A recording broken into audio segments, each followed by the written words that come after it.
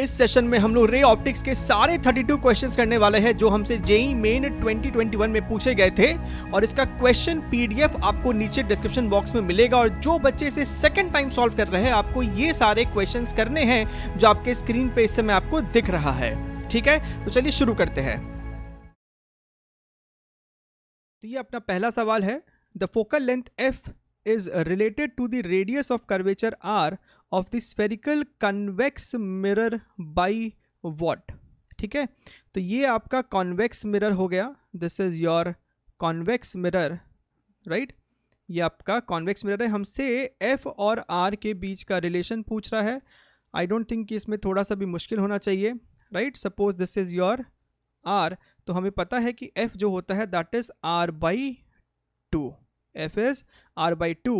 And अगर हम लोग कॉन्वेक्स मिरर की बात करें तो फोकस कैसे डिफाइंड होता है? Suppose a ray of light is parallel, after reflection it goes like this, so it appears to be coming from here.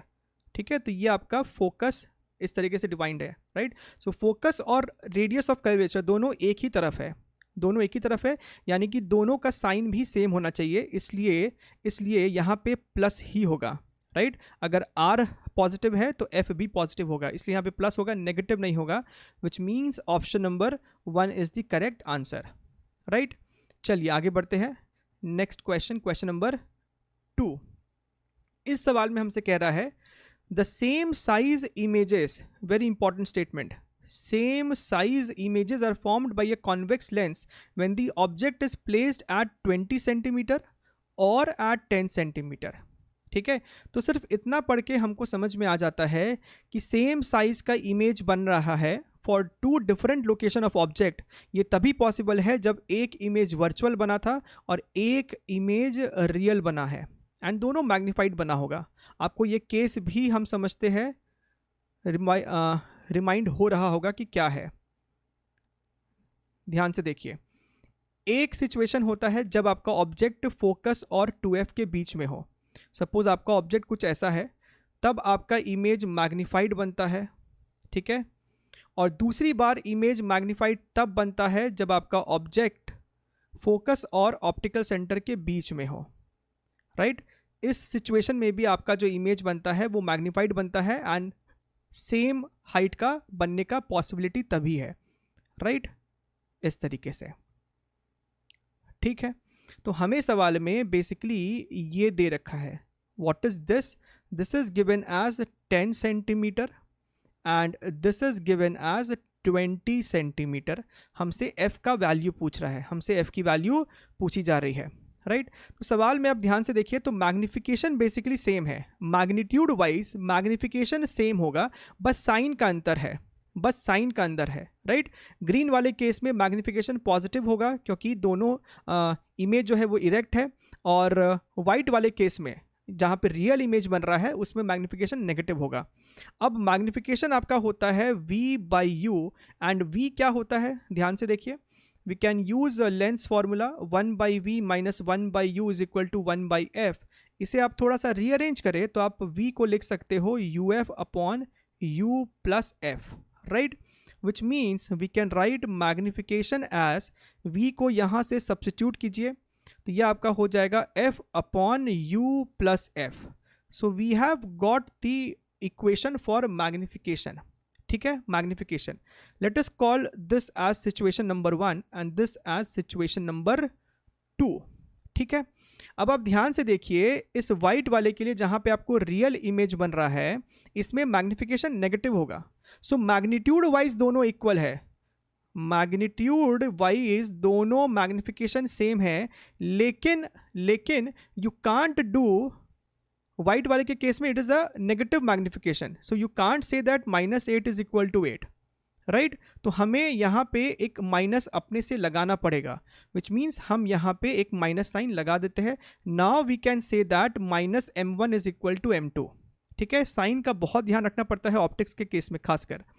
Now -m1 which means f upon u1 plus f is equal to f upon u2 plus f तो cancel हो गया, -1 by u1 कितना है? u1 हो गया आपका 20, this fellow is u1, so this is going to be -20 plus f is equal to 1 by u2 हो जाएगा आपका 10 centimetre -10 plus f, right, cross multiply कीजिए, दिस बिकम्स -1 को इससे मल्टीप्लाई किया, so 10 minus F is equal to -20 plus F, and this becomes 30 is equal to 2f, यानी कि f की वैल्यू आ गई 15 centimetre. This is your answer. ठीक है, चलिए आगे बढ़ते हैं। अगला सवाल क्वेश्चन नंबर 3, असर्शन रीजन का एक सवाल है। हमें यहाँ पे सबसे पहला जो स्टेटमेंट दिया है वो पढ़ लेते हैं। For a simple microscope the angular size of the object equals the angular size of the image. ठीक है, तो हाँ ये स्टेटमेंट ट्रू है। ठीक है, ये स्टेटमेंट ट्रू है। आपके पास एक सिंपल माइक्रोस्कोप है, ठीक है, और सिंपल माइक्रोस्कोप में ऑब्जेक्ट को हम लोग क्या करते हैं, लेंस के बहुत नज़दीक रखते हैं, बेसिकली फोकस और ऑप्टिकल सेंटर के बीच में कहीं रखते हैं। तो यहाँ हो गया आपका ऑब्जेक्ट, राइट, ये आपका ऑब्जेक्ट हो गया। इसका इमेज अगर बनाना है, so what do we do, यहाँ से एक रे ऑफ लाइट यूँ निकलेगा, ऐसे पास करेगा, थोड़ा सा और दूर कर सकते कोशिश करके, और एक रे यहाँ से निकाला, तो ये कहीं पीछे जाके आपको एक्सटेंड करने पे मिलता है और वहीं पे आपको इसका इमेज फॉर्म होगा। This is the image formed. ठीक है, और जब आप सिंपल माइक्रोस्कोप को इस्तेमाल करते, जो ऑब्जर्वर होता है वो इस माइक्रोस्कोप के बहुत नज़दीक, सिंपल माइक्रोस्कोप ये जो लेंस है इसका अपने आँख को इस लेंस के बहुत नज़दीक रखता है। ठीक है, सो यहाँ पे कहीं आपका वो ऑब्जर्वर है, दिस इज योर ऑब्जर्वर, ये ऑब्जर्वर की आंखें हो गई, राइट, ये ऑब्जर्वर की आंखें हो गई। तो हम लोग क्या कहते हैं कि this is the angle subtended at the observers I, right. अब हमको यहाँ पे साफ साफ दिखाई दे रहा है कि ये जो ऑब्जेक्ट है ये भी एंगल थीटा सबटेंड कर रहा है, और जो इमेज है वो भी एंगल थीटा ही सबटेंड कर रहा है ऑब्जर्वर के आंख में, ऑब्जर्वर के आंख में। तो पहला स्टेटमेंट ट्रू है, there is no doubt about it, right. Second statement, magnification is achieved as the small object can be kept much closer to the eye than 25 centimeter and hence it subtends a larger angle। ये बात भी बिल्कुल सही है, ये बात भी बिल्कुल सही है। हमें सिंपल माइक्रोस्कोप की ज़रूरत क्यों पड़ती है, क्योंकि अगर कोई ऑब्जेक्ट बहुत छोटा है तो वो बहुत छोटा सा एंगल हमारी आंख पे सबटेंड करता है और हम उसे देख नहीं पाते हैं, हम उसे देख नहीं पाते हैं। समझिएगा बात को। सपोज ये आपका ऑब्जर्वर का आई है, this is the eye of the observer, right, and there is a object जो कि बहुत छोटा है। अब हमें अगर उसे देखना है तो हमें जो मिनिमम कंडीशन है डिस्टेंस का वो 25 सेंटीमीटर के बियॉन्ड होना चाहिए। तो हमें ऑब्जेक्ट को कम से कम यहाँ तो रखना ही पड़ेगा। Late us say that this distance is 25 centimetre. अब यह ऑब्जेक्ट जो है वो कुछ एंगल सबटेंड किया आपके आंखों पे, ये कुछ एंगल सबटेंड किया, लेट अस से थीटा नॉट, और इस थीटा नॉट के होने के बावजूद हमें ये ऑब्जेक्ट नहीं दिखा। ठीक है, अब लेकिन हम इस ऑब्जेक्ट को नज़दीक नहीं ला सकते, क्योंकि 25 सेंटीमीटर से नज़दीक ले आओगे तो आपकी आंखों पे स्ट्रेन पड़ेगा, फोकस नहीं हो पाएगा रेटिना पे और इमेज ब्लर बनता है। ठीक, तो हम इसे 25 सेंटीमीटर के अंदर ला नहीं सकते हैं। बट अगर हम एक सिंपल माइक्रोस्कोप का इस्तेमाल करें, if we use a simple microscope, look here very very carefully, look here very very carefully, दोबारा से एक फिगर बना लेते हैं। एंड नाउ हमने एक सिंपल माइक्रोस्कोप इस्तेमाल किया है अपने आँख और इस ऑब्जेक्ट के बीच में। This is the simple microscope we are talking about, right. Simple microscope के होने की मदद से हम क्या कर सकते हैं, हम इस ऑब्जेक्ट को नज़दीक ले आए। पहले ऑब्जेक्ट यहाँ था, हमने इस ऑब्जेक्ट को देखिए राइट साइड और शिफ्ट कर दिया है। ठीक है, नज़दीक लाने से क्या हो गया है कि अब ये ऑब्जेक्ट हमारे आँख पे बड़ा एंगल बना रहा है, दिख रहा है ना क्लैरिटी से। अब जो ये एंगल है, this angle is definitely more than theta naught. ये जो एंगल है, late us say this angle is theta dash, this theta dash is definitely more than theta naught, right. और हम इस ऑब्जेक्ट को फिर भी देख पाएंगे क्योंकि जो इसका इमेज बनेगा that is going to be forming beyond D या फिर बियॉन्ड डी पे हम इस इमेज को बनवाते हैं। डी से ज़्यादा ही होता है ये चीज़, V is more than equal to D। ठीक है, तो अब हमारा आँख जो है वो तो इसको देखने वाला है, और अगर कोई चीज़ डी या डी के बियॉन्ड है तो we are very much comfortable to look at it. तो ऑब्जेक्ट को नज़दीक लाने से लार्जर एंगल सबटेंड हुआ मेरे आंख पे और हमें वो क्लियरली दिखाई दे रहा है। इसका मतलब ये सेकेंड स्टेटमेंट भी ट्रू था, ये सेकेंड स्टेटमेंट भी ट्रू है। तो दोनों स्टेटमेंट जो है वो ट्रू है, दोनों स्टेटमेंट जो है वो ट्रू है। एंड क्योंकि आपने इस ऑब्जेक्ट को बहुत नज़दीक लेके आया अपने आके, you brought that object very very close to your eye which is very very close to the lens. आपको जो इमेज बना है वो इसके पीछे बना है, वर्चुअल बना है, और यही कारण है कि दोनों सेम एंगल सबटेंड कर रहा है आंखों पे, विच मीन्स ये स्टेटमेंट, ये रीज़न जो है वो करेक्ट एक्सप्लेनेशन है ए का, विच मीन्स ऑप्शन नंबर जो 3 है that is the correct answer. ठीक है, चलिए आगे बढ़ते हैं, अगला क्वेश्चन देखते हैं, क्वेश्चन नंबर 4।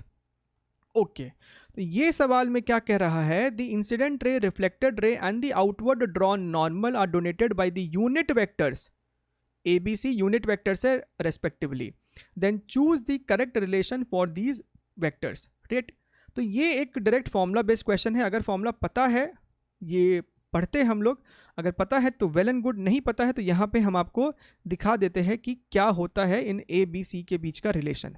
राइट, अब ध्यान से देखिए, ये इंसिडेंट रे, रिफ्लेक्टेड रे, ये ग्रीन वाला नॉर्मल है। Late us say this angle is theta, तो ये एंगल भी आपका थीटा हो जाएगा। ठीक है, अब ये vector A B and C are unit vectors, इस पर ध्यान रखना है।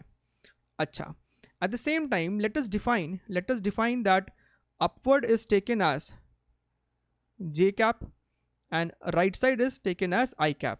राइट, तो यहाँ पे अगर आप ध्यान से देखिए तो जे कैप भी यूनिट वेक्टर है और सी वेक्टर भी यूनिट वेक्टर है, यानी कि जे कैप और सी वेक्टर को हम आपस में रिप्लेस कर सकते हैं इन फ्यूचर। राइट, और I cap is the unit vector along the horizontal right side. ठीक है, अच्छा, इस ए वेक्टर को अगर हम रिजॉल्व करके लिखें, this A vector can be written as, अब ध्यान से देखिए, ये कुछ इस तरीके से है। Right, and this angle is theta, this angle is theta, this is your A vector. तो क्या हम इस ए वेक्टर को लिख सकते हैं, magnitude of A is 1, so I can write as sine theta I cap minus cos theta J cap.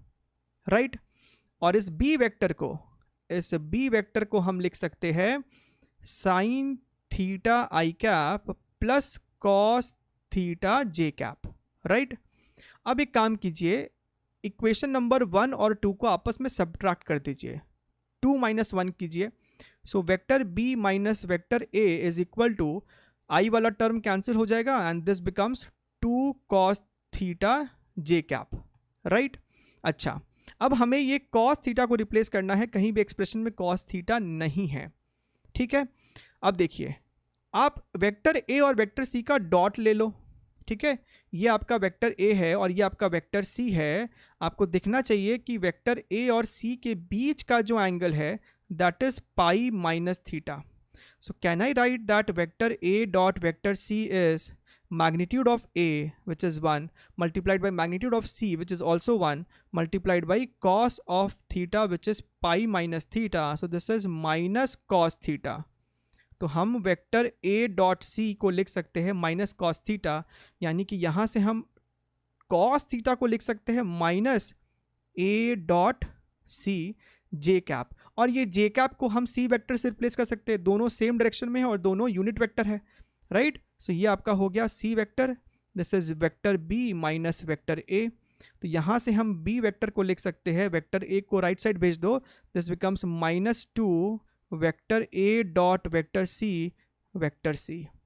So this is the result. ये result याद भी रहे तो अच्छी बात है और ऑप्शन नंबर 3 हो जाएगा। ठीक है, चलिए आगे बढ़ते हैं, नेक्स्ट क्वेश्चन, क्वेश्चन नंबर 5। ये जो सवाल है, similar question, not even similar, I would से सेम क्वेश्चन, सिर्फ डेटा कुछ अलग था, 2019 जेई मेन में पूछा गया है। और इसीलिए मैंने शुरुआत में ही बोला है कि अगर आपको आपके आने वाले अटेम्प्ट्स को और इम्प्रूव करना है तो PYQs करना is a must, and that too thoroughly chapter wise, जो कि आपको इस चैनल पे मिलेगा, लिंक नीचे दिया हुआ है। चलिए सवाल पढ़ लेते हैं। सवाल में हमसे कहता है कि a point source of light S, यहाँ पे S है, placed at distance 60 centimetre in front of a centre of a plane mirror of width 50 centimetre. ठीक है, तो ये जो मिरर है इसका विड्थ 50 सेंटीमीटर है, यानी कि ये जो लेंथ है, आधा लेंथ है ये, हम इसे कह सकते हैं 25 centimetre. This is 25 centimetre. Hanks vertically on a wall. A man walks in front of the mirror along a line parallel to the mirror at a distance of 1.2 meter. तो ये एक लाइन है जिस पे आदमी वॉक कर रहा है. This line is at a distance of 120 centimetre from the plane mirror. The distance between the extreme points where he can see the image of the light source in the mirror is how much? ठीक है, तो ये जो आदमी है इसको image कैसे दिखाई दे रहा होगा? सोर्स से एक रे ऑफ लाइट निकला, तो मिरर के एक्सट्रीम पे रे ऑफ लाइट को हमने इंसिडेंट कराया, यहाँ से ये रिफ्लेक्ट होके लेटस से यहाँ तक पहुँचा. ठीक है, तो आदमी को लगा होगा कि ये रे जो है वो कहीं पीछे से आ रही है, और इस तरीके से उसे सोर्स का एक इमेज यहाँ पे दिखाई दिया एस डैश. ठीक है, इन सिमिलर फैशन हम नीचे भी ड्रॉ कर सकते थे चीज़ों को, हम नीचे भी ड्रॉ कर सकते थे, सिमेट्रिक है सब कुछ, राइट. तो इस तरीके से डायग्राम अपना बन गया, राइट. सो जो हमसे पूछा गया है सवाल में, दैट इज दिस लेंथ. ये दो एक्सट्रीम के बीच में ही आदमी को सोर्स का इमेज दिखाई देगा. Let us say this is A, this is B, इस पॉइंट को कह देते हैं C. Then do we need some more points to define? No, okay, let us call this as E and the midpoint of mirror as F. ठीक है, तो हमें ये ए बी निकालना है इस सवाल में, राइट. अब आप ध्यान से देखिए, triangle E F S dash is similar to triangle A C S dash. दिख रहा है, ये जो छोटा सा ट्राइंगल है, this triangle is similar to this bigger triangle, right. और अगर ट्राइंगल सिमिलर है तो साइड्स प्रोपोर्शनल होंगे, which means I can write this S dash F upon S dash C is equal to EF upon AC. ठीक है, now what is S dash F? Source का image exactly object distance जितना है उतना ही होगा. Image कितना दूर बनेगा?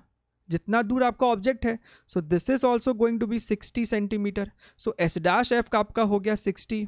Now what is S dash C? तो यहाँ से लेके यहाँ तक ऑलरेडी 120 है, और उसके आगे एस डैश 60 है. सो 60 plus 120 which is 180. So this fellow is 180. E F कितना है? यहाँ लिखा है 25. यहाँ से हम ए सी निकाल लेंगे फिर. This is 3. तो AC आपका हो रहा है 75 सेंटीमीटर, लेकिन हमको तो टोटल पूछा है, यानी कि AB is what? Twice of AC. So answer is 150 centimetre. 150 centimetre here, right. So एक डिसेंट क्वेश्चन है, पहले भी सेम क्वेश्चन आ चुका है, सो अच्छे से इसको समझिएगा. चलिए आगे बढ़ते हैं. Next question number 6. यहाँ पे हमसे कहता है a short straight object of height 100 centimetre lies before the central axis of a spherical mirror. हमें ये नहीं बता रहा है कि वो स्फेरिकल मिरर कॉन्वेक्स है कि कॉन्केव है. उस focal length has absolute value of 40 centimetre. Sign भी छुपा लिया गया, हमसे सिर्फ मैग्नीट्यूड बता रहा है. The image of object produced by the mirror is of the height 25 centimetre. Important point, image जो बना है वो 25 सेंटीमीटर का बना है. ऑब्जेक्ट का हाइट 100 था, छोटा इमेज बना है. has the same orientation भी सेम है as of the object. ठीक है, इन सवालों को करने के लिए ना, इसके पहले भी कुछ ऐसा सवाल आया था जहां पे आपको केसेस याद होने चाहिए. केसेस आपको याद होने चाहिए. तो पॉसिबिलिटी दो ही मिरर का तो है, क्या तो ये कॉन्केव मिरर होगा या फिर ये कॉन्वेक्स मिरर होगा, है ना. क्या तो कॉन्केव या फिर कॉन्वेक्स. अब आपको केसेस याद होने चाहिए. हमारे पास जो सिचुएशन दे रहा है उसमें साफ साफ दिख रहा है कि object height is more than image height and orientation same है, यानी कि जो मैग्निफिकेशन है वो आपको पॉजिटिव है, राइट. अब ओरिएंटेशन सेम हो वैसा कॉन्केव में बस एक ही केस होता है जब आपका ऑब्जेक्ट फोकस और पोल के बीच में हो। जब आपका object, late us say this is focus, आपका ऑब्जेक्ट जब ऐसा होता है तब आपका इमेज वर्चुअल बनता है, लेकिन सेम ओरिएंटेशन का है। तो सेम ओरिएंटेशन तो बना, लेकिन यहाँ पे image height is always more than the object height, magnified image बनता है, विच मीन्स कॉन्केव मिरर नहीं हो सकता। और कॉन्वेक्स में अगर आपको चीज़ें ध्यान में है तो यहाँ पे हमेशा ऐसा ही होता है कि अगर ये आपका ऑब्जेक्ट है तो इमेज छोटा बनता है और सेम ओरिएंटेशन का बनता है। Image is smaller than the object height. So option number 4 is image is virtual, जो कि है राइट। कॉन्वेक्स में आपका इमेज वर्चुअल बनता है, opposite side of the convex mirror. So option number 4 is the correct answer, right. तो ये अपना पहला सवाल है, ये हमसे पूछा गया था 16 मार्च मॉर्निंग शिफ्ट में। सवाल में हमसे कहता है the angle of deviation through a prism is minimum when, और हमारे पास 4 स्टेटमेंट लिखा हुआ है, हमें बताना इनमें से कौन कौन सा स्टेटमेंट सही है। मिनिमम एंगल ऑफ डेविएशन कब होता है, ठीक है। तो स्टेटमेंट पढ़ने से पहले ही हम लोग जो चीज़ जानते हैं वो यहाँ पे एटलीस्ट ड्रॉ कर लेते हैं।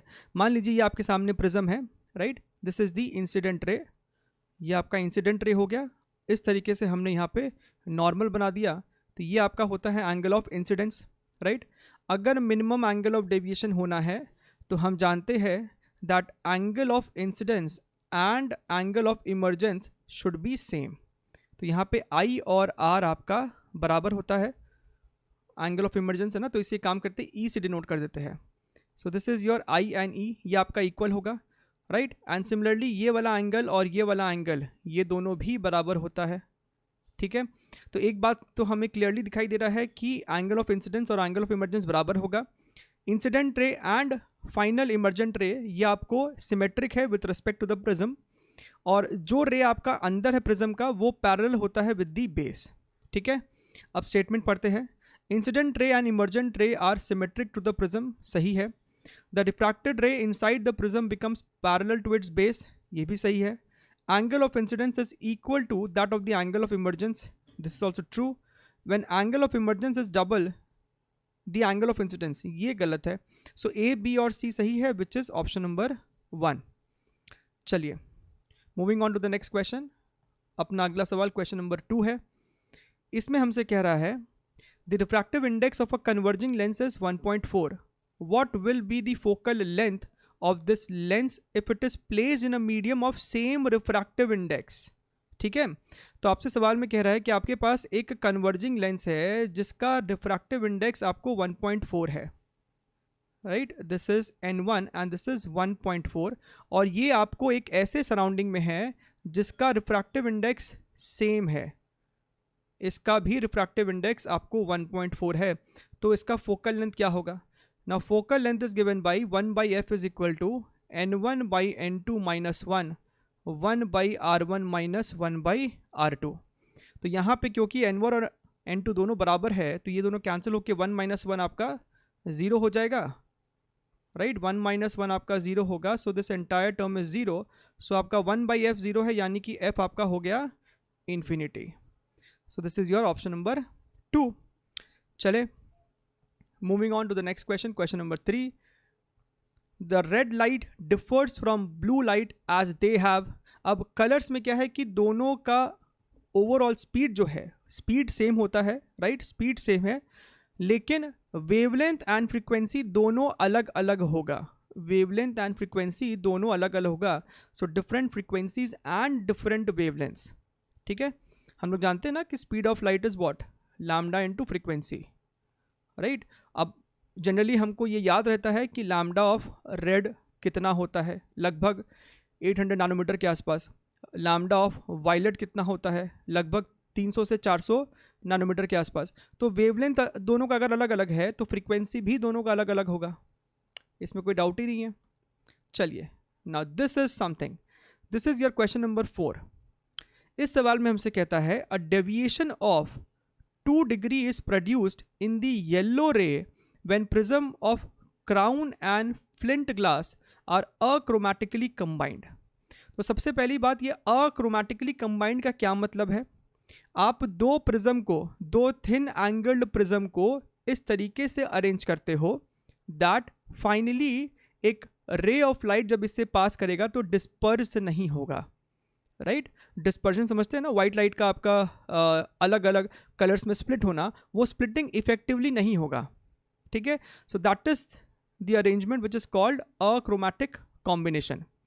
Taking dispersive power of crown and flint glass as 0.02 and 0.03 respectively, refractive index for yellow light for these glasses are 1.5 and 1.6 respectively.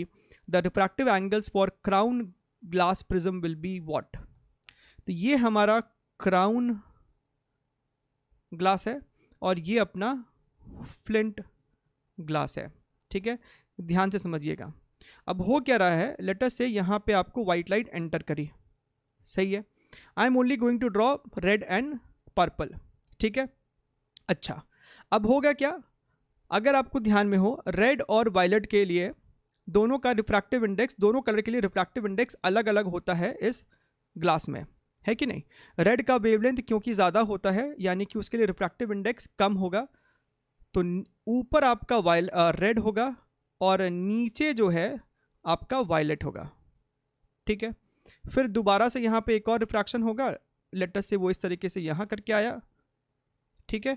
फिर यहाँ पे इसके ओरिएंटेशन के हिसाब से यहाँ पे ये कुछ इस तरीके से अब होगा वेव, और फाइनली ये इस तरीके से निकल गया लेटस से, ठीक है? अच्छा, इसका जो ओरिजिनल पाथ था वो कुछ इस तरीके का था, राइट? सो हमें दिख रहा है, हमें साफ साफ दिख रहा है कि डिस्पर्जन नहीं हुआ है, राइट? हाँ, डेविएशन हुआ होगा, डेल्टा हुआ है. हमें इस सवाल में डेल्टा दिया है. Deviation of 2 degree is produced in the yellow ray. जब भी आपको सवाल में डेविएशन देता है, that is basically mean deviation, and mean deviation is given for yellow colour. So हमें ये डेल्टा दिया हुआ है, दैट इज योर 2 डिग्री, ठीक है? और ये जो डेल्टा होगा that is delta 1 minus delta 2. बात को समझिएगा, ये जो डेल्टा होता है आपका final delta, this is delta produced due to this minus delta produced due to this, और माइनस इसलिए कर रहे हैं इसके ओरिएंटेशन के कारण, ठीक है? अच्छा, now let us come to what is your dispersive power. What is your dispersive power? Dispersive power जो होता है that is, this thing is basically a n r minus n v upon mean deviation यानी कि लिए delta Y. Mean deviation हम लोग yellow colour के लिए इस्तेमाल करते हैं, और ऊपर आपका एंगुलर डिस्पर्शन है. This is your angular dispersion, this is your mean deviation, ठीक है? अच्छा, इसे हम थीटा भी बोलते हैं, बेसिकली इसे हम थीटा भी कहते हैं. So theta upon delta Y. तो यहाँ से हमको दिखाई दे रहा है that theta is nothing but omega into delta Y, right? This is your angular dispersion. अब क्योंकि ये टोटल कॉम्बिनेशन आपको एक अक्रोमेटिक कॉम्बिनेशन है, तो हम कह सकते हैं कि थीटा नेट जो होगा वो 0 होगा, यानी कि पहले वाले के कारण जो थीटा प्रोड्यूस हुआ है that is equal in magnitude produce due to the second flint glass, ठीक है? बस अपोजिट साइन होगा. अगर इसके लिए थीटा यूज कर रहे हो तो इसके लिए माइनस थीटा होगा, क्योंकि इनका ओरिएंटेशन एग्जैक्टली अपोजिट है. तो हम कह सकते हैं theta 1 is equal to theta 2 in terms of magnitude. तो यहाँ से हम कह सकते हैं omega 1 delta Y 1 is equal to omega 2 delta Y 2, right? अच्छा, अब हमारे पास ऑलरेडी यहाँ पे एक इक्वेशन है. हमारे पास यहाँ पे देखिए 2 degree is equal to delta 1 minus delta 2 हमें यहाँ पे दिया हुआ है, राइट? और हमें ये A1 चाहिए. हमें सवाल में ये A1 पूछ रहा है, हमको A2 नहीं चाहिए. So we must keep delta 1 in our equation. तो यहाँ से हम डेल्टा 2 को लिख सकते हैं डेल्टा 1 माइनस 2 डिग्री, है ना? तो यहाँ पे रिप्लेस कीजिए. This is your omega 1 delta y1 is equal to omega 2. ये सब बेसिकली डेल्टा y2 और डेल्टा y1 ही है. सो डेल्टा y2 को हम लिख सकते हैं यहाँ पे डेल्टा y1 माइनस 2 डिग्री, ठीक है? अब ओमेगा 1 हमें दिया है, दिस इज योर 0.02, ठीक है? डेल्टा y1 ये हमें दिया हुआ है 0.03 डेल्टा y1 -2 डिग्रीज, राइट। अच्छा, डेसिमल से डेसिमल यहाँ पे हट गया, this is your 2 delta y1 is equal to 3 delta y1 -6। तो हमें यहाँ पे दिखाई दे रहा है कि 6 is equal to delta y1, right. और ये डेविएशन का फॉर्मूला क्या होता है, this is nothing but a n y1 -1, ठीक है। सो 6 इज इक्वल टू a1 हमें निकालना है, और येलो का refractive index in the crown is given as 1.5, so this is your 1.5 -1। तो यहाँ से आपको a1 आ जाएगा 6/0.5 विच इज़ नथिंग बट 12 डिग्रीज। तो इस सवाल का आंसर हो गया 12 डिग्रीज। अब ये क्वेश्चन एक बहुत अच्छा क्वेश्चन है और काफ़ी ज़्यादा इसमें कॉन्सेप्ट भी इस्तेमाल हो रहे हैं, ठीक। चलिए आगे बढ़ते हैं, moving on to the next question, question number 5। Again a good question. The thickness at the center of a plano-convex lens is 3 mm and the diameter is 6 centimeter. If the speed of light in the material of the lens is this much, the focal length of the lens is what?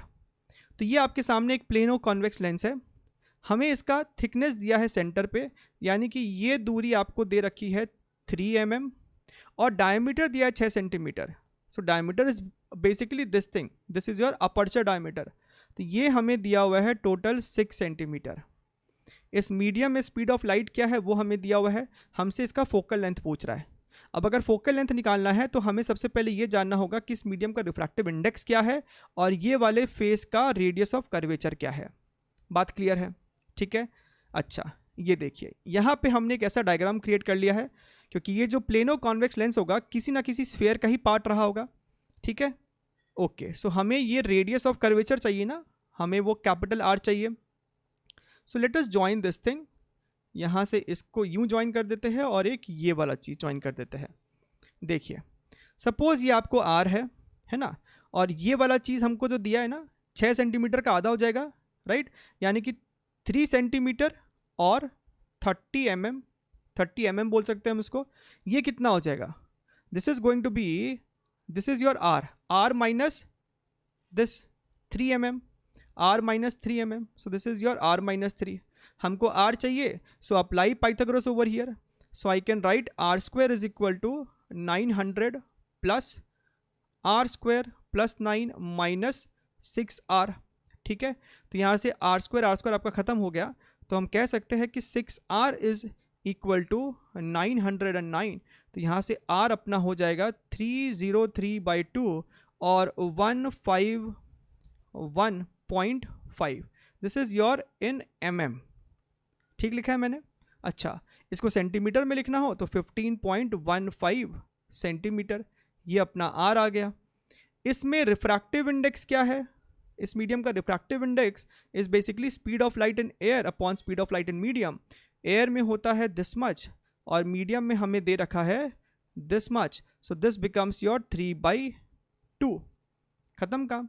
अब निकालिए, focal length हो जाएगा कितना, this is refractive index -1, 1/r1 minus 1/r2, this is your 3/2 - 1।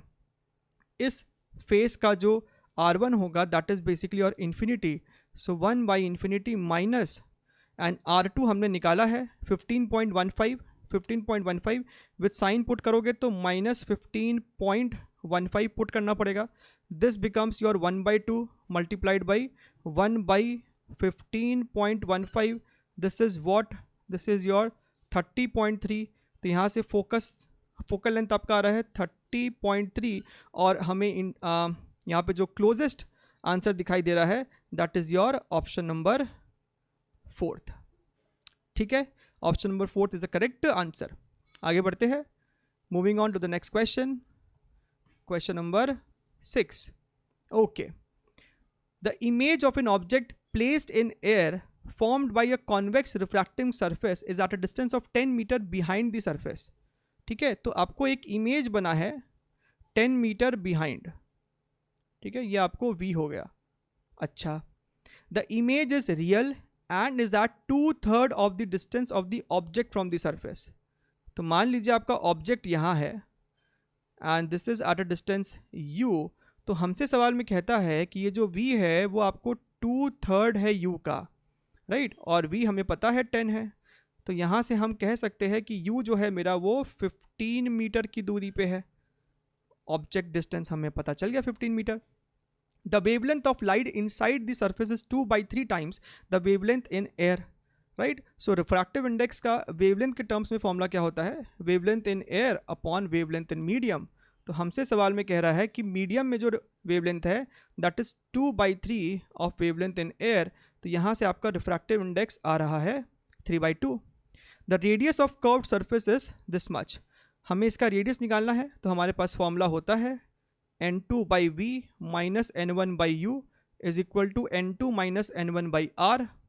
n2 यानी इसका refractive index जो कि 3/2 है, v 10 है, माइनस n1 यानी कि एयर का रिफ्रैक्टिव इंडेक्स जो कि 1 होगा, डिवाइडेड बाई ऑब्जेक्ट डिस्टेंस 15 है लेकिन विद साइन पुट करेंगे तो -15 इज इक्वल टू 3/2 यानी कि 1.5, सो 1.5 माइनस 1 डिवाइडेड बाई आर।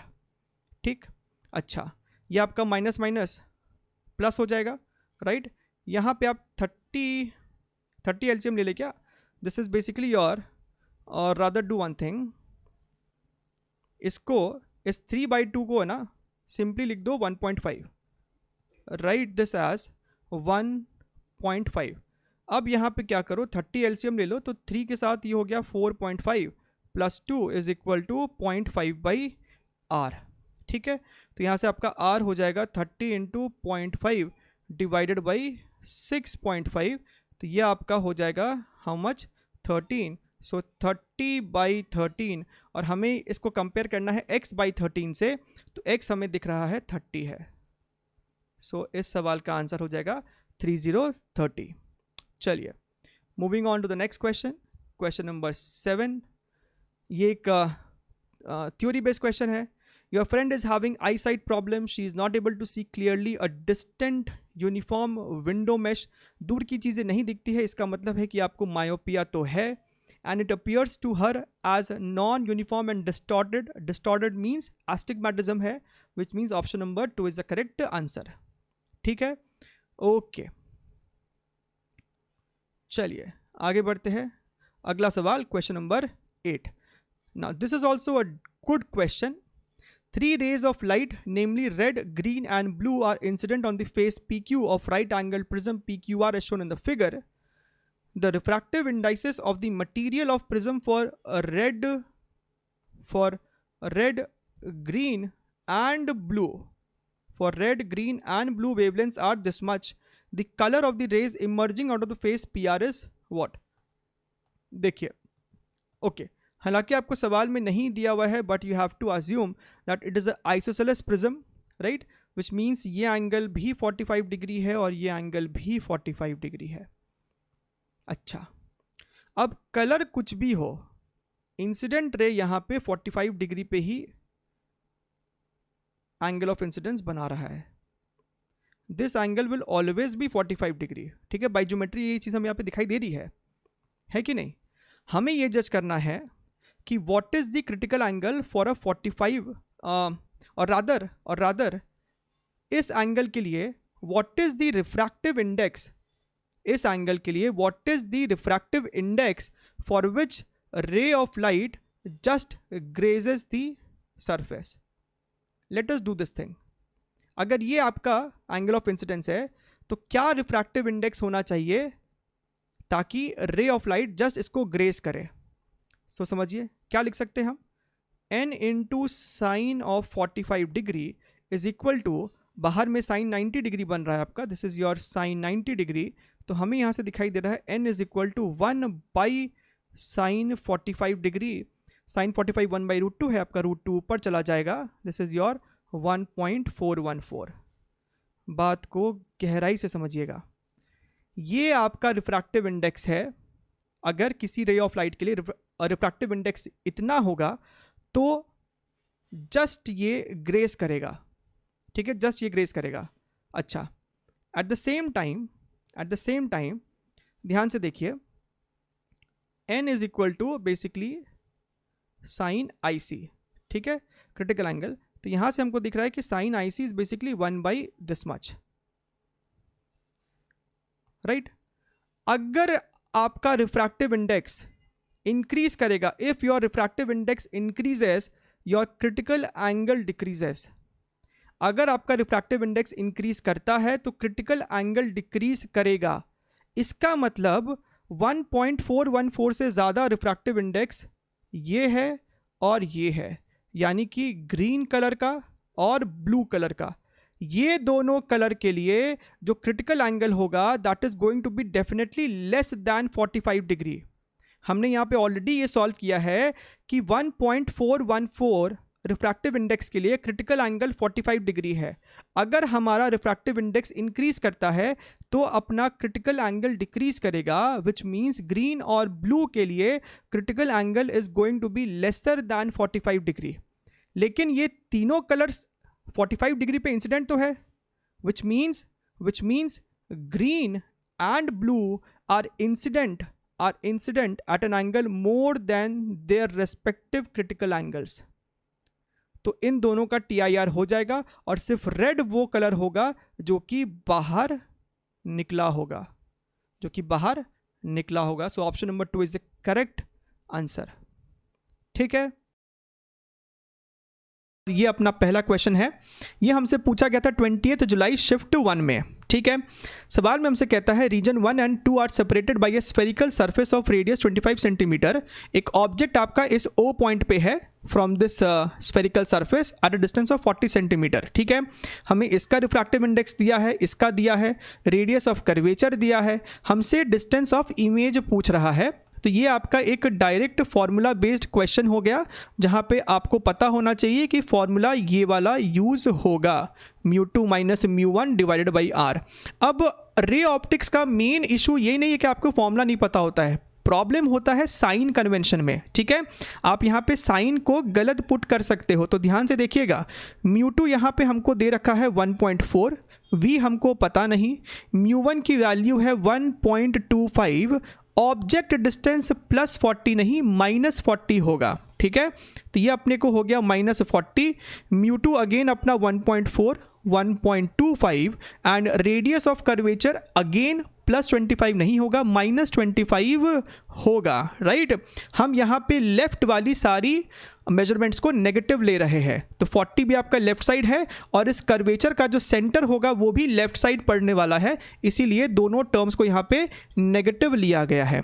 अब इसको आपको सॉल्व करना है and then you will get your answer which is your option number this 4, 37.58 centimetre. ठीक है, यहाँ पे इसके बाद सिर्फ आपको कैलकुलेशन है। चलिए आगे बढ़ते हैं, moving on to the next question, question number 2। तो ध्यान रखिए, साइन कन्वेंशन बहुत इंपॉर्टेंट है यहाँ पे। अब ये सवाल देखिए आपका ऑप्टिकल इंस्ट्रूमेंट का है और सवाल को पढ़ने के बाद बच्चा इससे थोड़ा सा डरता है, सवाल का लैंग्वेज थोड़ा सा कंफ्यूजिंग आपको लग सकता है, तो ध्यान से सुनिएगा, सवाल है easy. An object viewed from a near point distance of 25 centimetre using a microscopic lens with a magnification 6 gives an unresolved image। ठीक है, तो इस सेंटेंस का सिंपल मतलब ये है कि आपके पास बेसिकली एक सिंपल माइक्रोस्कोप है, आपने सिर्फ एक लेंस को ही इस्तेमाल किया है and such that the image is being formed at D. तो एक सिंपल माइक्रोस्कोप में अगर आपका इमेज डी पे बनता है तो मैग्निफिकेशन का फॉर्मूला होता है 1 + d/f। ठीक है, अब आपको स्टिल सिंपल माइक्रोस्कोप यूज करने के बावजूद आपको इमेज अनरिजॉल्व्ड दिखाई दिया, यानी कि क्लियर इमेज आपको नहीं दिखाई दिया। राइट, उस इमेज के ऊपर जो पॉइंट्स है वो आपको ऑलमोस्ट मर्ज दिखाई दे रहे होंगे, that is the meaning of unresolved. Right, इसके ऊपर हम लोगों ने बातचीत ऑलरेडी कर रखा है अपने रिवीजन वीडियोस में। तो यहां से ध्यान से देखिए, ये आपका m हमें दे रखा है 6 इज इक्वल टू 1 + d की जगह हम यहाँ पे 25 पुट करेंगे और ये आ गया f। तो यहाँ से आपको दिख रहा है आपका f आ जाने वाला है 5 सेंटीमीटर। बढ़िया है। अब हमने क्या करा, a resolved image is observed at infinite distance. ध्यान से देखिएगा, infinite distance with a total magnification double the earlier using an, double को हाईलाइट कर दीजिए, using an eyepiece along with the given lens. यानी कि ये आपका अब अब हम लोगों ने एक कंपाउंड माइक्रोस्कोप बना लिया है, जहाँ पे कंपाउंड माइक्रोस्कोप का ऑब्जेक्टिव फोकल लेंथ यही वाला है, और आई पीस का फोकल लेंथ कहाँ गया? अच्छा, वो हमें निकालना है FE, राइट। और अब जो आपका मैग्निफिकेशन है ना, वो डबल है पुराने वाले का। तो पुराने वाले का 6 था, तो इस बार आपका मैग्निफिकेशन 12 हो जाएगा, with the given length and a tube length of 0.6 metre, यानी कि 60 सेंटीमीटर, ठीक है। और हमारा इमेज कहाँ बनेगा फाइनली? इन्फिनिटी पे। तो आपको अब इसका फॉर्मूला पता होना चाहिए। अगर आपको कैपिटल L के टर्म्स में डेटा दिया हुआ है, तो इस केस में जो मैग्निफिकेशन का फॉर्मूला होता है, और ये फॉर्मूला भी मेंशन्ड है हमारे फॉर्मूला रिवीजन PDF में, ये जो आपका मैग्निफिकेशन का फॉर्मूला होता है, that is your tube length divided by FO multiplied by D by FE, ठीक है। अब सीधा यहाँ पे फॉर्मूला को सब्स्टिट्यूट करें। M की वैल्यू आपको हो जाएगी 12, L का वैल्यू 60 है, FO का वैल्यू 5 मल्टीप्लाइड बाई D अपना 25 ही होता है, और FE अपना नहीं दिया है, ये इसको निकालना है, ठीक है। तो ये आपका कितना हो जाएगा? दिस इज़ योर 5, और ये वाला भी कट गया, तो यहाँ से आपको FE आ जाएगा 25 सेंटीमीटर। सो ये आपका आंसर हो गया 25, ठीक है। चलिए आगे बढ़ते हैं। So a good question I would say, लेकिन सॉल्वेबल था अगर आपको फॉर्मूलाज पता है तो।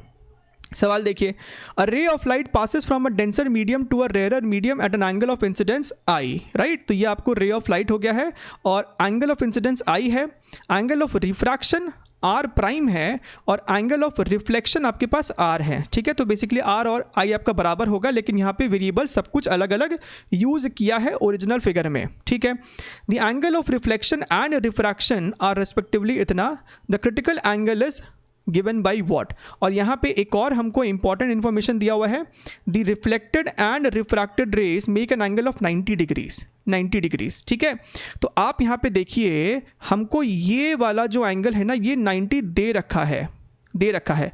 इसका मतलब क्या है? हम इस R प्राइम को बेसिकली 90 माइनस R लिख सकते हैं, ठीक है।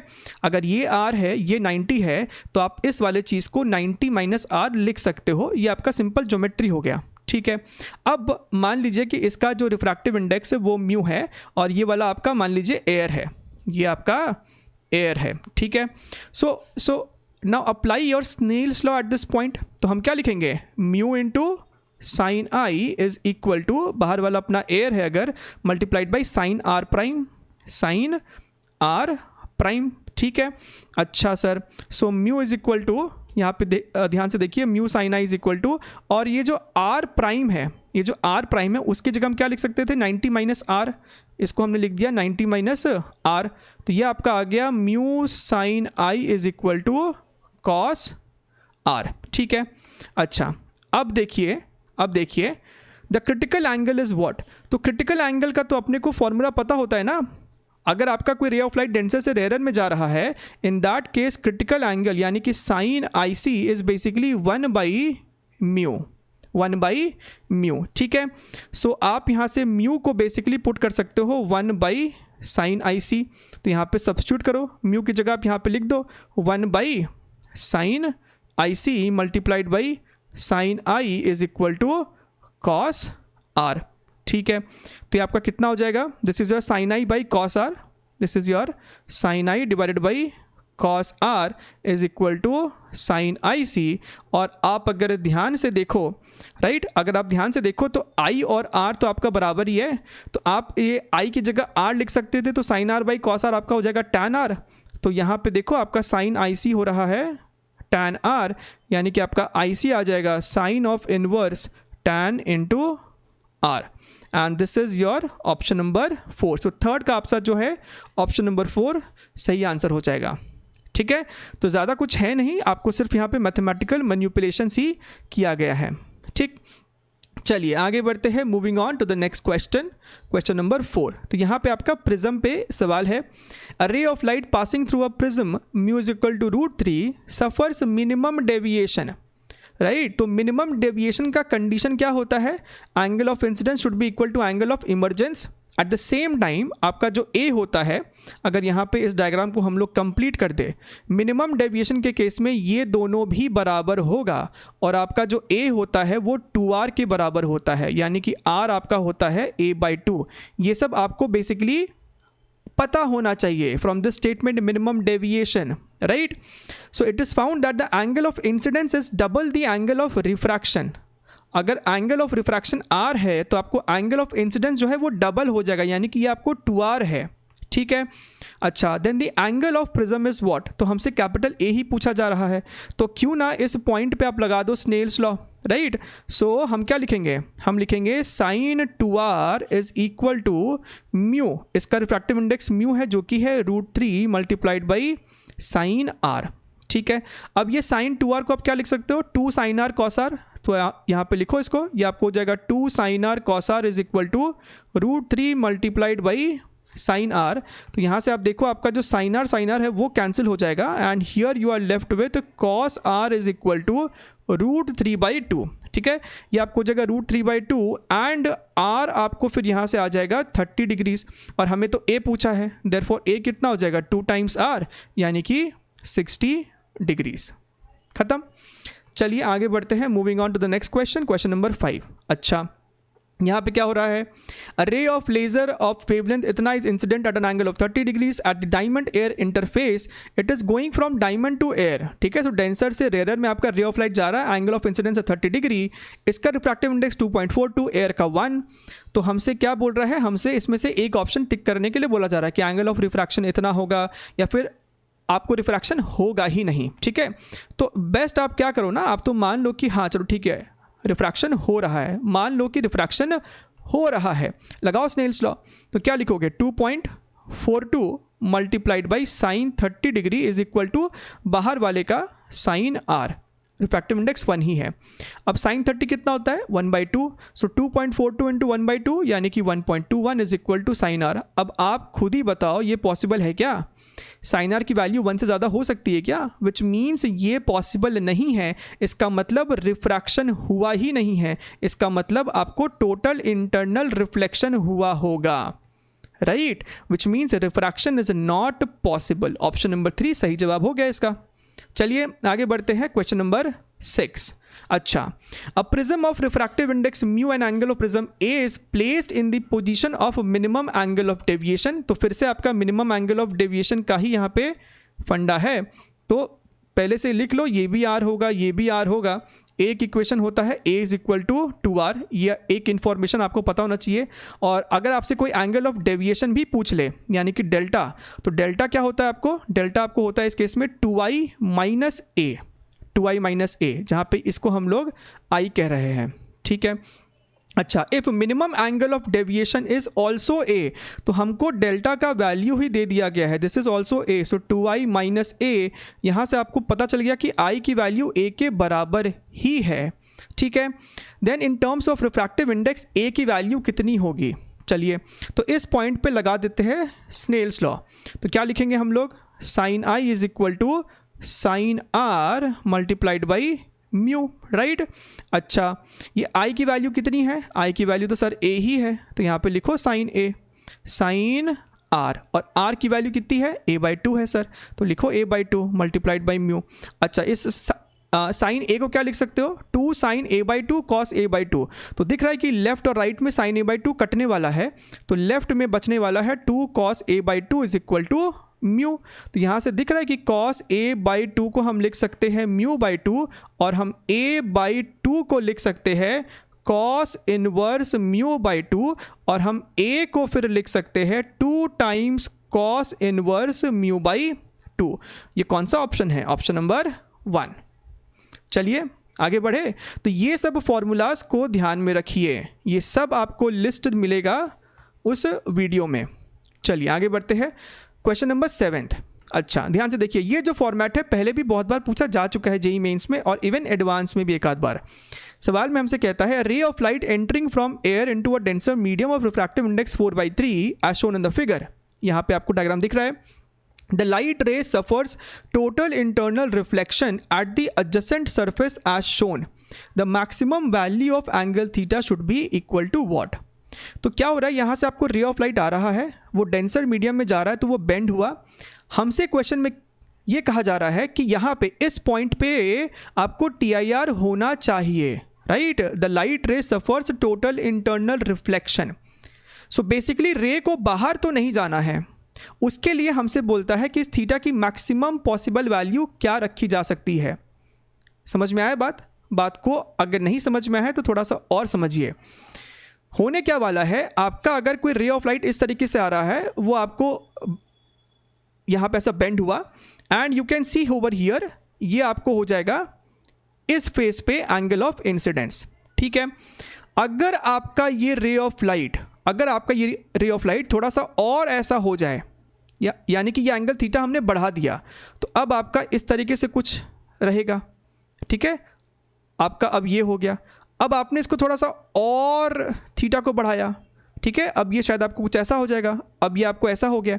तो क्या आप समझ पा रहे हैं, ये I1 हो गया, ये आपको I2 हो गया, ये आपको I3 हो गया। सो बेसिकली आप जैसे जैसे इस एंगल थीटा को बढ़ाओगे, इस पॉइंट पे जो एंगल ऑफ इंसिडेंस है वो घटता जा रहा है, और अगर ये angle of incidence critical angle से कम हो गया तो इस पॉइंट पे आपको TIR नहीं होगा। इसका मतलब एक ऐसी वैल्यू होगी थीटा की, एक ऐसी मैक्सिमम वैल्यू होगी थीटा की जिसके बियॉन्ड अगर आपका थीटा चला जाएगा तो इस पॉइंट पे TIR नहीं होगा। That is what you have to feel about this question, ठीक है। अब आपको पता है कि ऐसे सवालों में हम लोग लिमिटिंग केस के लिए सॉल्व करते हैं। लिमिटिंग केस का क्या मतलब है सर?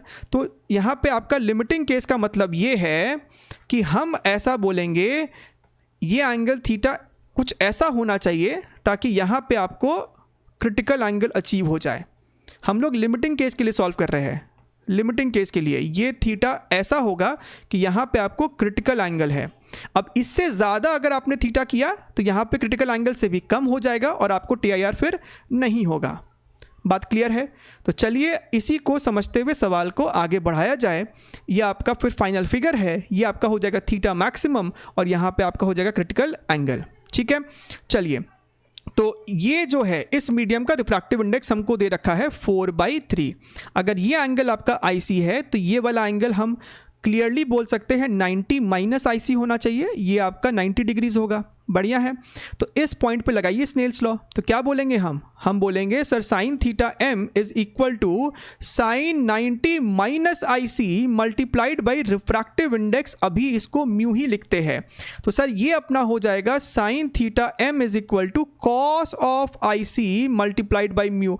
और कॉस IC को हम क्या लिख सकते हैं, ध्यान से देखिएगा, कॉस IC को हम लिख सकते हैं 1 minus sine square IC multiplied by mu, ठीक है। Sine square theta plus cos square theta 1 होता है, वही प्रॉपर्टी को इस्तेमाल किया गया है। तो सर आपने ऐसा क्यों किया साइन IC? क्योंकि भैया हमको यहाँ पे साइन IC को लिखना है ना, हमको पता है ना कि साइन IC जो होता है यानी कि क्रिटिकल एंगल का जो फॉर्मूला होता है साइन IC के टर्म्स में, दैट इज योर, बाहर अगर आपका एयर है तो ये आपको होता है 1/μ, तो वही हम लोग यहाँ पे सब्स्टिट्यूट करने जा रहे हैं। तो पुट कीजिए, ये आपको हो जाएगा sine theta m is equal to 1/√1 minus sine square IC, मतलब 1/μ का स्क्वायर, 1/μ का स्क्वायर इतना, और बाहर में एक म्यू आपके पास ऑलरेडी था। अब आपको यहाँ पे सिर्फ डेटा को सब्स्टिट्यूट करना है और आंसर को निकाल लेना है। So sine theta m, mu की वैल्यू आपको दे रखी है 4/3, √1 माइनस म्यू को पलट के स्क्वायर कीजिए, तो 3/4 का स्क्वायर कर दो तो ये आपको कितना हो जाएगा 9/16, राइट। सो 4/3 मल्टीप्लाइड बाई 16 को ऊपर लेके जाओ तो 7 हो जाएगा। सो √7/4, तो यहाँ से आपका 4 और 4 तो खत्म हो गया, this is your √7/3। So theta m should be sine inverse ये वाला, खत्म, ठीक है। आप देख सकते सवाल आपका क्लियर हो गया। चलिए क्वेश्चन नंबर 8। अब ये डायग्राम देख के लगता है बहुत भयभीत, लेकिन सवाल बहुत इजी है, ध्यान से देखिएगा। A prism of refractive index n1 and another prism of refractive index n2 are stuck together, n1 and n2 depends on lambda, और किस तरीके से डिपेंड करता है वो इक्वेशन हमको दे के रखा है। हमसे क्वेश्चन में कहा जाता है that the wavelength for which, right, lambda की वैल्यू क्या हो, so that rays incident at any angle on the interface BCE should pass undeviated, यानी रे किसी भी एंगल पे टकराए वो अनडेविएटेड क्रॉस कर जानी चाहिए। और ये तभी पॉसिबल होगा जब n1 और n2 बराबर हो for a given value of lambda, right. दोनों का रिफ्रैक्टिव इंडेक्स सेम होना चाहिए, तो उसके लिए लैम्डा क्या होना चाहिए, चुपचाप n1 और n2 को इक्वेट कर दो। तो ये हो गया बेसिकली आपको एक मैथमेटिक्स का प्रॉब्लम। इस दोनों को आपस में इक्वेट करो, ये आपको हो जाएगा 1.2 plus 10.8 multiplied by 10 to the power minus 14 divided by lambda square is equal to 1.45 plus 1.8 10 to the power minus 14 divided by lambda square. ठीक है, तो लैम्डा वाले टर्म को लेफ्ट साइड ले जाओ, 1.2 को राइट साइड ले जाओ।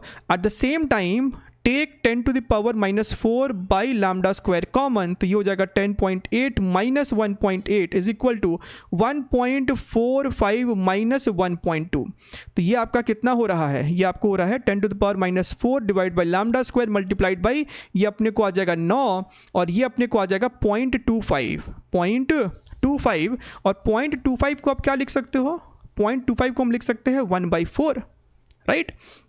तो ये अपना हो जाएगा lambda square is equal to 36 into 10 to the power minus 14, यानी कि लैम्डा अपने को आ रहा है 6 into 10 to the power minus 7 metres, यानी कि 600 नैनोमीटर। तो आंसर हो गया 600, खत्म। चलिए moving on to the last question, question number 9, और ये आपको डायरेक्ट एक क्वेश्चन हो गया कि angle of deviation and angle of incidence के बीच का जो ग्राफ है वो ग्राफ कैसा दिखना चाहिए। तो आप सभी को पता है कि इस प्रिज्म के केस में एक मिनिमम एंगल ऑफ डेविएशन आता है, यानी कि एक पर्टिकुलर आई की वैल्यू के लिए डेल्टा मिनिमम होता है, उसके लेफ्ट ज़्यादा होगा, उसके राइट ज़्यादा होगा। एक ही ग्राफ है जो कि ये चीज़ सेटिस्फाई कर रहा है, and that is your option number 2। खत्म है, इस वैल्यू के लिए आपको डेल्टा यहाँ पे मिनिमम है। ये अपना फर्स्ट क्वेश्चन है और सवाल ये हमसे 26 अगस्त शिफ्ट 1 में पूछा गया था। सवाल में हमसे कहता है a car B overtakes another car A at a relative speed of 40 metres पर सेकेंड। ठीक है, how fast will the image of car B appear to move in the mirror of focal length 10 centimetre fitted in car A। ठीक है ना, when the car B is 1.9 metre away from the car A। ठीक है, अब यहाँ पे हमें साफ साफ सवाल में कह रहा है कि कार B जो है वो ओवरटेक करने वाला है कार A को। तो कार B का यानी कि ये आपको एक कार होगा जो पीछे होगा और उसका स्पीड जो है ज़्यादा होगा as compared to your car A। अब यहाँ पे कार A को ड्रॉ ना करके कार A पे लगी हुई मिरर को ड्रॉ कर लेते हैं, और जो मिरर होगा वो आपको एक कॉन्वेक्स मिरर रहा होगा। तो ये हो गया आपको mirror attached on your car A, right. तो ये हो गया अपना कार A और इसके पीछे जो है अपना कार B है। तो यहाँ पे हमने इस तरीके से एक कार बना दिया है, ये अपना कार B है। ठीक है, अच्छा अब ये जो है हमारा ऑब्जेक्ट की तरह होगा। सो दिस इज़ योर ऑब्जेक्ट। इस कार का इस मिरर में एक इमेज बनेगा। अब इस कार की कुछ वेलोसिटी है, तो हमसे इसका इमेज का वेलोसिटी पूछा जा रहा है, लेकिन with respect to the mirror, right. और कब पूछा जा रहा है, when the separation between them is your 1.9 metres. This is your 1.9 metres, और या फिर आप इसको लिख सकते थे 190 सेंटीमीटर। ठीक है, यहाँ तक एकदम चीज़ क्लियर है। अब आपको पता होना चाहिए वेलोसिटी का फॉर्मूला, वो हम डिराइव कर सकते हैं by using the mirror formula 1/v + 1/u is equal to 1/f। आप इसको डिफ्रेंशिएट करते हो तो आपको एक फॉर्मूला निकल के आता है, that is velocity of image with respect to mirror is equal to minus of v/u का whole square velocity of object with respect to mirror. ठीक है, यहाँ पे आपका v इमेज डिस्टेंस होता है, u आपका ऑब्जेक्ट डिस्टेंस होता है फ्रॉम द पोल। बढ़िया है। अब यहाँ पे हम लोग v का फॉर्मूला यहाँ से रिप्लेस कर सकते हैं। अगर आप इसको थोड़ा सा रीअरेंज करो तो आपको दिखाई देगा कि v is equal to uf/u-f। अगर हम इस वैल्यू को यहाँ पे ला के डाल दें तो ये अपना इस तरीके से चेंज हो जाएगा, -f/u-f का whole square velocity of object with respect to mirror. अब यहाँ पे आपको सिर्फ डेटा को सब्स्टिट्यूट करना है। फोकल लेंथ हमें कितना दे के रखा हुआ है, दैट इज़ योर 10 सेंटीमीटर, और ये कॉन्वेक्स मिरर है तो उसका फोकल लेंथ आप पॉजिटिव पुट करेंगे तो ये 10 हो जाएगा, divided by object distance. Object आपको मिरर के लेफ्ट साइड में है और ये 190 सेंटीमीटर है तो माइनस साइन के साथ पुट करेंगे, -10 whole square. Velocity of object with respect to mirror ये हमें दिया हुआ है, यही आपको बेसिकली रिलेटिव स्पीड है यहाँ पे 40 मीटर्स पर सेकेंड, तो ये हमें क्वेश्चन में 40 दे रखा है, राइट। माइनस ये आपको हो जाएगा 10 डिवाइड बाई 200 यानी कि 1/20 और उसका भी स्क्वायर मतलब 1/400 multiplied by 40, this is your metres पर सेकेंड। तो ये आपको आने वाला है -0.1 मीटर्स पर सेकेंड और सिर्फ मैग्नीट्यूड बताना है। So this makes your option number 4 as correct answer. ठीक है, वेल डन। चलिए आगे बढ़ते हैं, let's move to the next question, question number 2। सवाल में कहता है an object is placed at a distance of 12 centimetre from a convex lens. A convex mirror of focal length 15 centimetre is placed on other side of the lens at 8 centimetre as shown in the figure, right. खास बात यहाँ पे ये है कि आपका जो image है ना वो ऑब्जेक्ट के साथ कोइंसाइड किया। आपका जो फाइनल इमेज है after 1 refraction from this lens then reflection और उसके बाद जो भी हुआ होगा फाइनल इमेज आपको ऑब्जेक्ट पे ही बना। अगर when the convex mirror is removed a real and inverted image is formed at a position, the distance of the image from the object will be dash centimetre और हमें उस blank को fill up करना है। तो ये आपके सामने सिचुएशन है, हमने यहाँ पर डायग्राम को सेपरेटली बना के रखा हुआ है। आप इस सवाल को रे डायग्राम के थ्रू ईजिली सॉल्व कर सकते हैं। हुआ क्या होगा, यहाँ से आपको एक रे ऑफ लाइट निकली होगी और ये रे ऑफ लाइट आपको इस मिरर पे इंसिडेंट हुई, ठीक है। अब what is the condition so that आपको इमेज यहीं पे बने। ये तभी पॉसिबल है जब मिरर से रिफ्लेक्ट होने के बाद रे अपने पाथ को रिट्रेस कर ले, रे अपने पाथ को रिट्रेस कर ले तो आपको यहीं पे ही इमेज भी बनेगा। समझ में आ रहा है। और ये रिट्रेस कब करेगा, जब ये आपको नॉर्मली फॉल करेगा। कहने का मतलब है कि अगर ये मिरर यहाँ पे नहीं होता तो ये जो रे है जिस लोकेशन पे जिस पॉइंट पे प्रिंसिपल एक्सिस को इंटरसेक्ट करती वो पॉइंट इस मिरर का सेंटर ऑफ कर्वेचर होना चाहिए था, तभी तो ये 90 डिग्रीज होता। तो आपको पता चल गया कि अगर यहाँ पे मिरर नहीं होता तो ये डिस्टेंस कितना था। This distance is the centre of radius of curvature of this mirror. अब ये मिरर जो है इसका हमें फोकल लेंथ दिया है 15 सेंटीमीटर, यानी कि ये दूरी आपको हो जाएगा 30 centimetre. Now your answer is over here. अगर ये मिरर नहीं होता तो यहाँ पे आपको बनता इमेज, तो 30 + 8 + 12 is the separation between your image and object in the absence of mirror. So that is your 50 centimetre. So 50 is the correct answer of this question. ठीक है, चलिए let's move to the next question, question number 3। In this question हमसे कहा जा रहा है an object is placed beyond the centre of curvature C of the given concave mirror if the distance of the object is d1 from C. तो इसका diagram भी यहाँ पे है हमारे पास, ठीक है। हमने ये साइड में बना रखा है, ये सेंटर ऑफ कर्वेचर, ये आपका फोकस हो गया। Object beyond centre of curvature है तो हम जानते हैं कि इस सिचुएशन में जो इमेज बनेगा वो आपको कहीं सी और एफ के बीच में बनेगा। तो यहाँ पे कहीं आपका इमेज है। अब हमसे सवाल में कहता है that distance between object and centre of curvature is given as d1, right, and the distance of the image is d2 from c, right. So ये डिस्टेंस भी हमें दे रखा है, this is your d2, this is your d2। अब इस सवाल को क्या तो आप न्यूटन फॉर्मूला से करें या फिर आप इसे नॉर्मल तरीके से कर ले। न्यूटन फॉर्मूला क्या होता है, that is given by x into y is equal to f square, where x is object distance from f, y is image distance from the focus, ठीक है, is equal to f square। तो इस फॉर्मूले से हम इस सवाल को क्रैक कर सकते थे। फिर से सुन लीजिए, x क्या है, x आपको होता है ऑब्जेक्ट का distance from f, from f। अब हमें ऑलरेडी ये वाली डिस्टेंस d1 दे रखी है, ये आपको x होगा, ये d1 हमें दे रखा है, d1 प्लस, और ये आपको एडिशनल ऐड करना होगा, ये लेंथ आपको f के बराबर ही होगा, समझ में आ रहा है, ये लेंथ आपको f के बराबर ही होगा, ठीक है सर। अच्छा दूसरा क्या है y मैंने क्या बोला, y is the distance between image and f, right. तो ये भी तो हम लिख सकते हैं, ये आपको हो जाएगा this distance which is f minus d2, ठीक है। अब न्यूटन फॉर्मूले के हिसाब से x y is equal to f square है, तो x की वैल्यू है d1 प्लस एफ, y की वैल्यू है f minus d2 is equal to f square.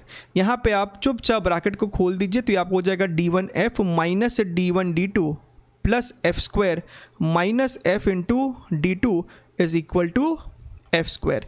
तो आपका एफ स्क्वायर जो है वो तो ख़त्म हो गया, आप यहाँ से f कॉमन लोगे तो आपको आएगा d1 माइनस d2, और इस वाले माइनस d1 d2 को आप राइट साइड ले जाओगे तो यहाँ से आपको f की वैल्यू आ जानी है d1 d2 divided by d1 minus d2। लेकिन हमसे r पूछा है तो r आपको होता है ट्वाइस ऑफ f, सो आपका जो सही जवाब है that is your 2 d1 d2 divided by d1 minus d2।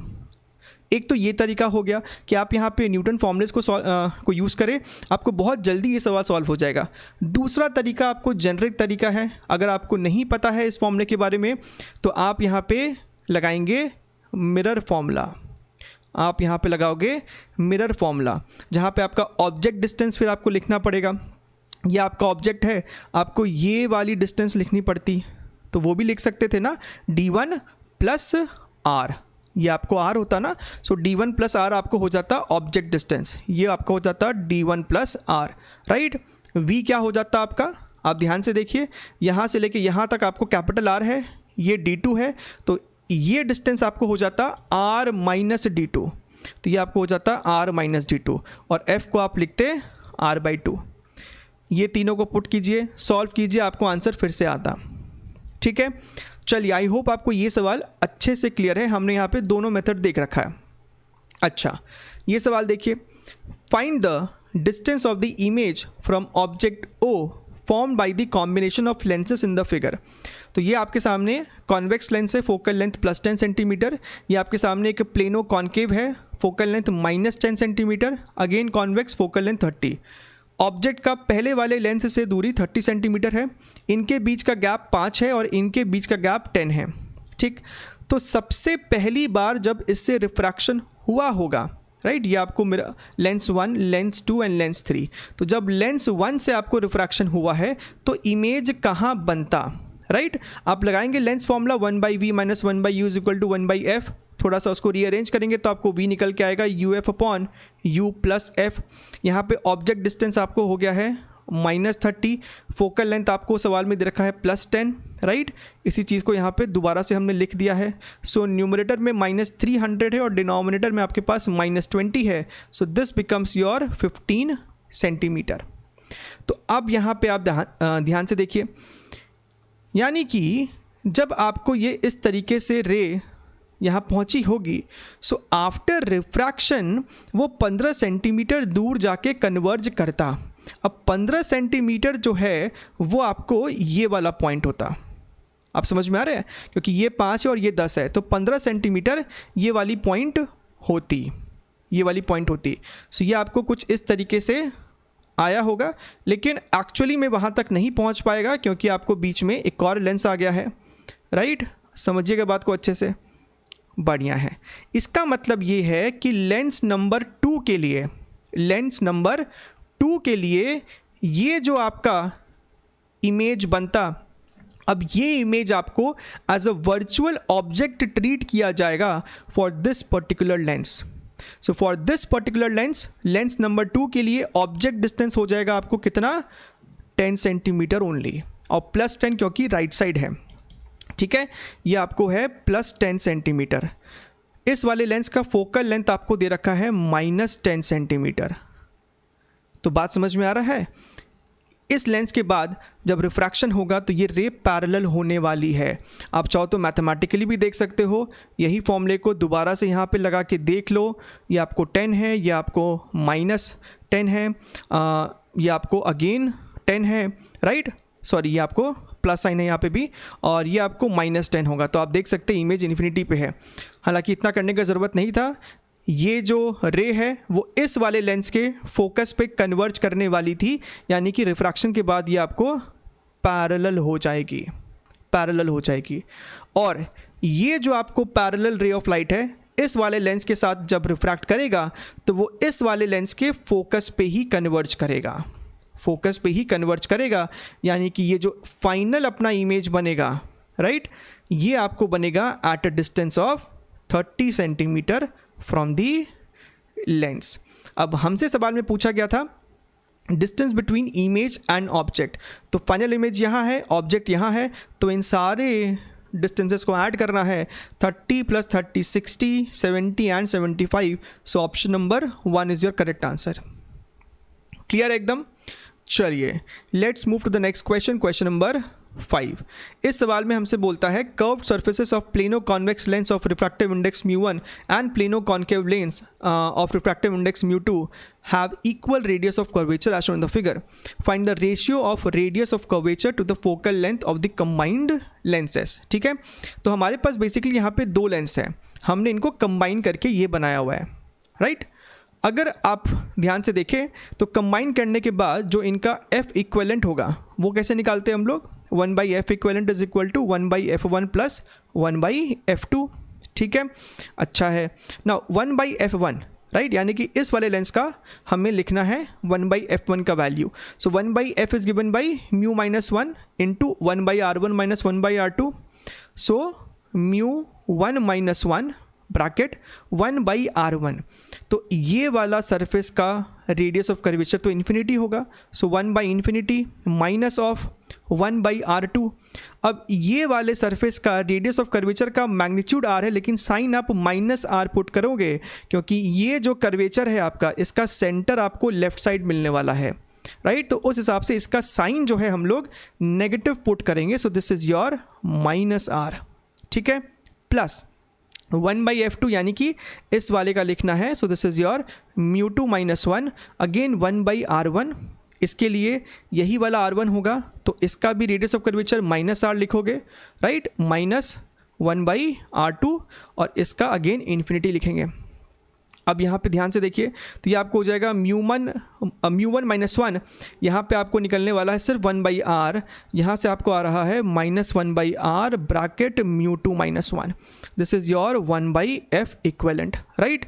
अब आप RHS से 1/R को जो है कॉमन ले ले, तो ये आपको आ जाएगा μ1 - 1 माइनस μ2 + 1। तो यहाँ पे आपका -1 + 1 तो ख़त्म हो गया, इस वाले R को आप लेफ़्ट साइड ले जाओ, और ये जो RHS मेरा बन रहा है यही हमसे क्वेश्चन में पूछा था। दोबारा से आप चाहो तो उसको पढ़ लो, हमसे क्वेश्चन में यही पूछा है, ratio of radius of curvature to the focal length of the system, μ1 - μ2, option number 2। Clear एकदम, बढ़िया है। चलिए आगे बढ़ते हैं, let's move to the next question, question number 6। An object is placed at the focus of concave lens having focal length f. What is the magnification and distance of the image from the optical center of the lens? तो ये आपको एक direct formula based question है, हमारे सामने situation यहाँ पे दे रखा है, ये कॉन्केव लेंस है, इसका फोकल लेंथ f है, विद साइन पुट करेंगे तो -f हो जाएगा। ऑब्जेक्ट जो है वो फोकस पे ही रखा हुआ है, ठीक है, तो इमेज का फॉर्मूला होता है v = UF/U + f। ना ऑब्जेक्ट जो है वो आपको लेफ्ट साइड है तो -f, right, multiplied by concave lens है तो विद साइन पुट करेंगे तो -f, right, so -f again -f, so numerator में f² है और डिनोमिनेटर में -2f है, so this is going to be your -f/2। Minus sign सिर्फ इतना बता रहा है कि इमेज भी लेफ्ट साइड बना होगा, राइट, और मैग्नीफिकेशन की जहाँ तक बात है दैट इज़ योर v/u। तो आप यहाँ पे देख सकते हैं v आपको है -f/2 और u आपको हो जाएगा -f, this is your half. तो हमसे सवाल में पूछा गया है what is the distance of the image from the optical centre, तो डिस्टेंस f/2 होगा और magnification half.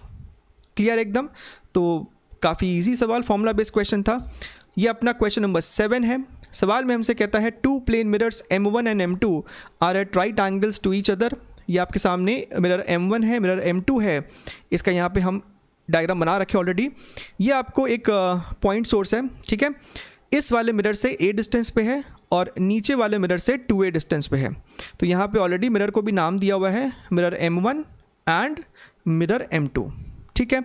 The shortest distance between the images दस फॉर्म्ड इज व्हाट।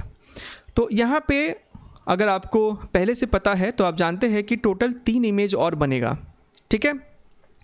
इस वाले अगर हम मिरर M1 से पहले बात करें तो मिरर M1 के लिए इस वाले ऑब्जेक्ट का जो इमेज बना होगा वो इसके बिहाइंड बनेगा यहाँ पे। तो ये आपका बना पहला इमेज, और कितनी दूरी पे बना होगा तो वो आप जान ही रहे हैं कि वो आपको a डिस्टेंस पे ही बना होगा। This is your distance a, ठीक है। अब प्रॉपर समझने के लिए एक रे डायग्राम एटलीस्ट आपको बना के दिखा देते हैं। तो हुआ क्या होगा, यहाँ पे आपको मान लीजिए रे आई है, तो टकराने के बाद ये कुछ इस तरीके से हुआ है। समझिएगा बात को थोड़ा सा, ये इस तरीके से जो है रे आपको बेसिकली रिफ्लेक्ट की होगी, सो दैट अगर हम इसे बैक ट्रेस करें, अगर हम इस रे को बैक ट्रेस करते पीछे तो ये आपको I1 पे मिलती। तो इससे तो समझ में आता है कि I1 पे यहाँ पे आपको इमेज I1 क्यों बना, लेकिन इसके बाद अभी एक और इमेज बनेगा। क्यों बनेगा? क्योंकि ये जो रे है मिरर M2 के साथ अब रिफ्लेक्ट करने वाली है। सो अगर हम मिरर M2 से इसका रिफ्लेक्शन देखें तो हम ये कह सकते हैं कि now I1 is going to act as a virtual object for this mirror M2। तो उसके वजह से आपको एक और इमेज यहाँ पे बनने वाली है। I1 को अगर हम ऑब्जेक्ट की तरह ट्रीट करें और ये आपका मिरर है, तो मिरर के नीचे आपको यहाँ पे कहीं आपको एक और इमेज बनेगा। Let me take the same yellow colour, और यहाँ पे आपको कहीं एक और इमेज बनेगा। Late us say this is your I2। और कितनी दूरी पे बन रहा होगा सर? तो आप ध्यान से देखिए, अगर ये वाली डिस्टेंस आपको 2a थी तो ये वाली डिस्टेंस भी आपको 2a ही होगा। ये अगर 2a था तो ये डिस्टेंस भी आपको 2a होगा। अगर हम इसे रे ऑफ लाइट के सेंस में, रिफ्लेक्शन के सेंस में समझे तो यहाँ पे कुछ आपको ऐसा सिचुएशन रहा होगा। समझिएगा बात को, right, try to understand it. ये आपको इस तरीके से यहाँ पे रिफ्लेक्ट हुआ है। इसे अगर हम लोग बैक ट्रेस करें तो ये आपको I2 पे जाके ही मिलेगा। तो इस तरीके से आपका एक I1 बना है, एक I2 बना है।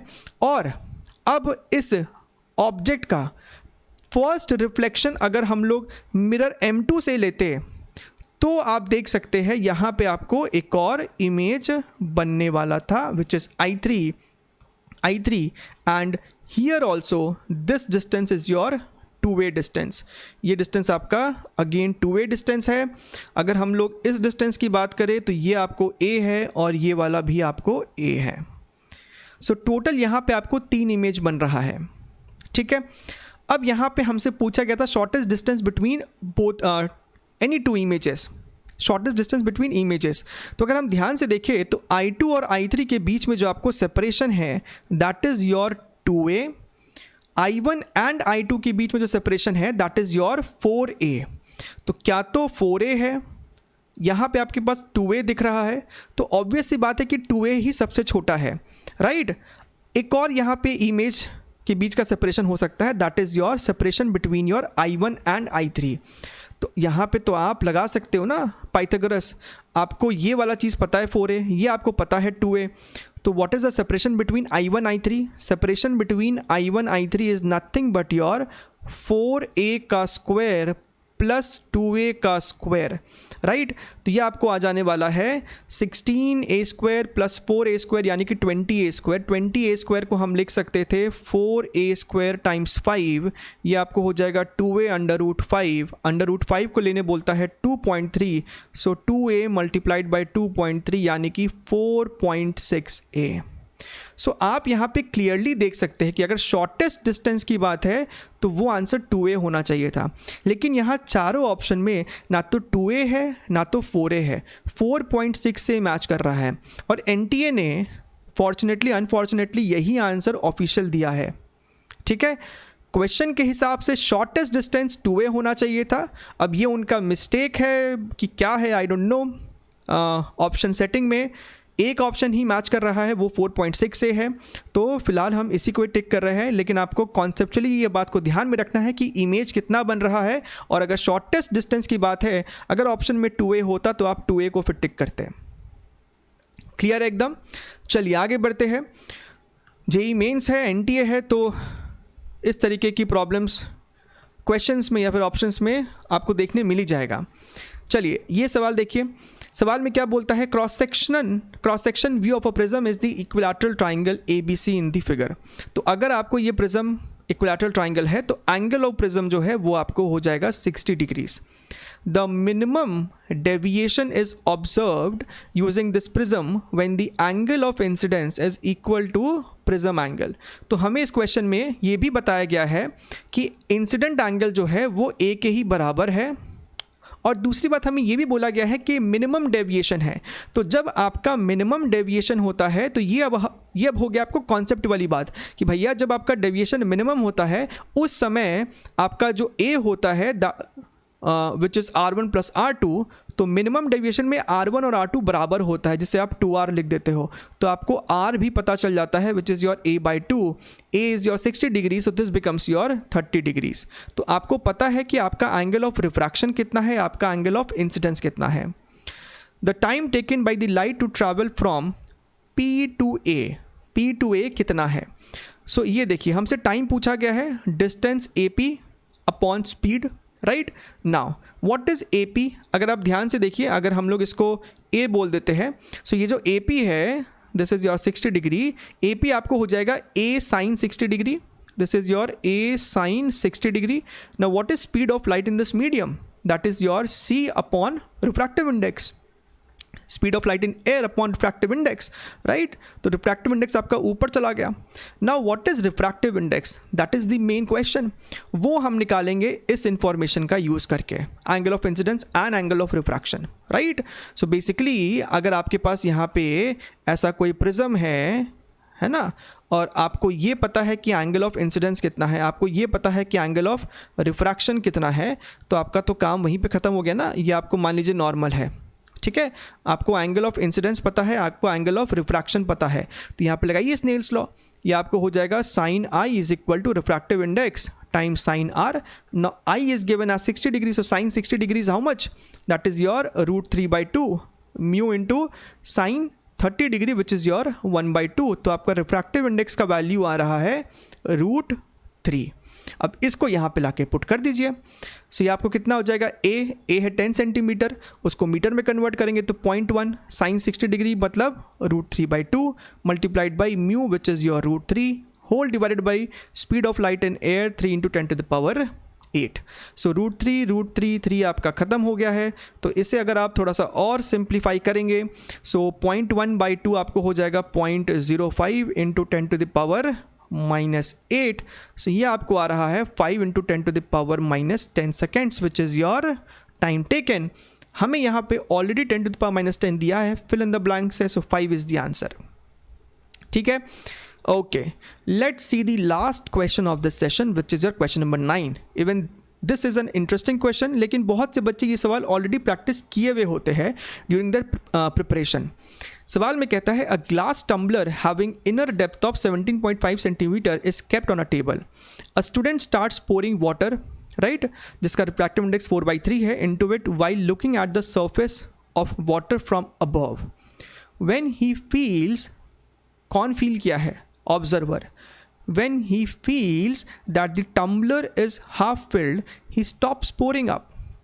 Up to what height the tumbler is actually filled? ठीक है, समझिए। तो हमने यहाँ पे आपके लिए फिगर ऑलरेडी बना रखा है, ये आपका ऑब्जर्वर हो गया, ये जो आपको टोटल डेप्थ है टम्बलर का वो है 35/2, 17.5 दिया था, हम इसे 35/2 लिख सकते हैं। अब क्या हुआ कि ये जो ऑब्जर्वर है वो इसमें पानी भरते जा रहा है, राइट। ऑब्जर्वर को कब लगेगा कि ये हाफ फिल्ड हो गया है, समझिएगा बात को। जो इसका बॉटम मोस्ट है वो एक्चुअली में यहाँ है, लेकिन ऑब्जर्वर को वो बॉटम सरफेस वहाँ थोड़ी ना दिखाई देगा, समझिएगा बात को। बॉटम सरफेस जो है वो यहाँ है, लेकिन अपैरेंट डेप्थ के कॉन्सेप्ट के वजह से ये जो बॉटम है ऑब्जर्वर को थोड़ा सा ऊपर दिखाई दिया होगा, यहाँ पे। तो ये हम मान सकते हैं ऑब्जेक्ट की तरह, जिसका इमेज जो है वो यहाँ पे बना होगा। समझिएगा बात को, ठीक है। तो ऑब्जर्वर को कब लगेगा कि हाफ फिल्ड हो गया है? जब ये डिस्टेंस और ये डिस्टेंस बराबर होगा। समझ में आ रहा है? अगर ये डिस्टेंस y है और ये भी y है, उस वक्त ऑब्जर्वर को लगा होगा कि भैया टम्बलर तो अपना हाफ फिल्ड हो गया, अब रुक जाते हैं। सही है, अच्छा है।